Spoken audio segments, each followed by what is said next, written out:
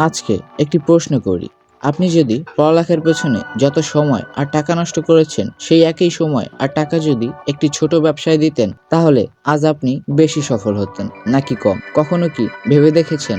আজ এই কথাটাই সবাইকে মাথা নষ্ট করে দিচ্ছে। দেখেন, এডুকেশন নিজে কোনো স্কেম না।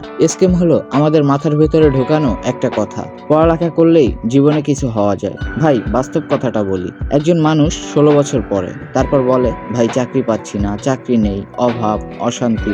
অথচ আরেকজন সেই 16 বছর বয়সে ভুল করে সে শিখে ছোট ব্যবসা করে, আর সে বলে ভাই সময় নেই। মেইন লজিক কোথায়? মেইন লজিক হলো, আপনি পড়ালেখায় যদি প্রতিদিন 8 ঘন্টা দেন, কোচিং, বই, ফিতে টাকা ঢালেন, কিন্তু ব্যবসা দিলে বলেন ঝুঁকি আছে।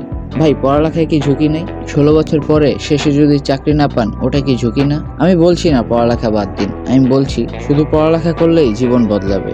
এই ধারণাটাই পুরোটা স্কিম। আজকে দুনিয়ায় যে মানুষগুলো এগিয়ে যাচ্ছে, সে শুধু ডিগ্রি নিয়ে না, সে শিখছে মানুষ কি চায়, সমস্যা কিভাবে সমাধান করতে হয়, টাকা কিভাবে কাজ করে। ভিনিসিয়াস জুনিয়র, মেসি, রোনালদো, এদেরকেই দেখুন, এরা কোনো ডিগ্রির নাম করছে না, তারা স্কিল, ডিসিপ্লিন আর লড়াই করে এগিয়ে যাচ্ছে। এই চ্যানেল থেকে আমি ঠিক এই জিনিসগুলোই দিতে চাই। কিভাবে আপনার মাইন্ডসেট উন্নত হবে, কিভাবে বাস্তব জীবনে এগোবেন, কিভাবে খারাপ মানুষের থেকে দূরে সরে নিজেকে উন্নত করবেন। স্কুলের বইয়ে না থাকা শিক্ষা, এই ভিডিওটির মধ্যে যদি একটুও শিক্ষা পেয়ে থাকেন, তাহলে আমাকে লাইক দিন, কমেন্ট করুন এবং কমেন্টে লিখে যান আপনি কি ভাবছেন। আর সাবস্ক্রাইব করতে একটুও ভুলবেন না। আমরা এখানে কোনো মিথ্যা মোটিভেশন দেই না।